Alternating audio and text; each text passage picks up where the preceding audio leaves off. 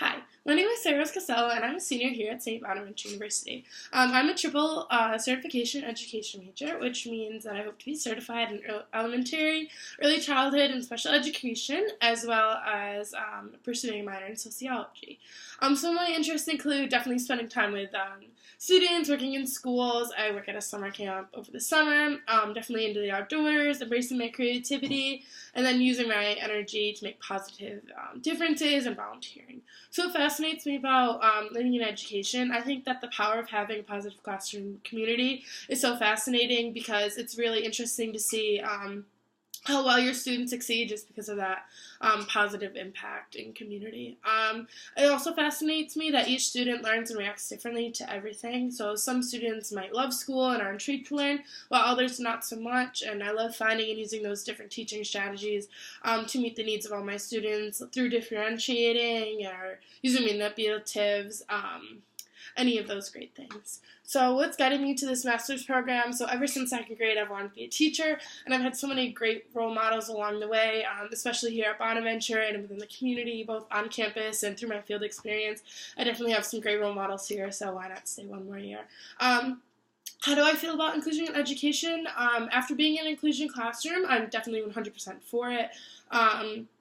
As long as all the students' needs are met. So there might be some instances where I believe that inclusion classrooms are not the best options for individuals, especially if they're struggling. However, other times it's great. So, like I said, I was fortunate enough to be placed in an inclusion classroom for one of my student teaching placements. So I saw both sides of the classroom. So there was one student who was pushed out of her 12-1 room into our inclusion classroom, and she definitely benefited from this experience as it helped her stay on track with grade level, as well as make friends in the fourth grade, and she absolutely loved that. And that was it was so great to see her have a smile on her face every day just because she was with all her friends.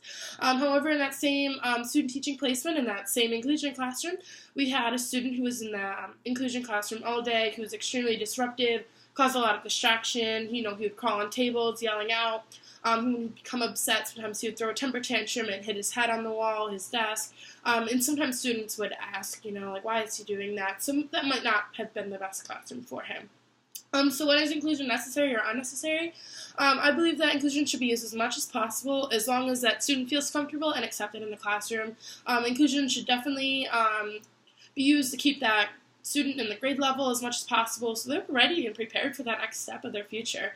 There's definitely no sense in holding a student back if they're completely necessary. However, like I said, sometimes if that student's struggling or causing outbursts or feels unwelcomed in that classroom, then that inclusion classroom might not be the best option for them. So how do my students learn? I know, for myself, I'm definitely a kinesthetic learner. I do my best learning by doing, and I would say my students are definitely similar to myself. So at the elementary level, primary grades, I would definitely say that students learn best by hands-on activities and through manipulatives, which I definitely do as well. So for my placement, for the assignments in this class, I plan on actually going back to one of my former student teaching placements, just right here in Olean at Eastview Elementary School in second grade. We have about 18 students in that classroom, and all the students at Eastview, actually in Olean, receive free breakfast and lunch.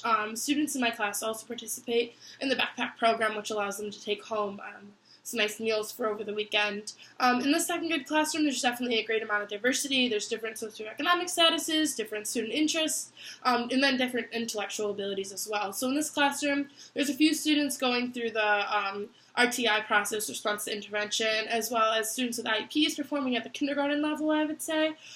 We definitely have some students reading at the third grade level as well through the EARLA program, and then some reading below grade level at the beginning first grade level. So there are definitely students with a wide variety of abilities. We also have 3 students who are pulled out for reading services, and then we have students who are extremely gifted and perform way above grade level. So in this placement, I've spent a lot of time differentiating it already, and I'm definitely super excited to be back again. So.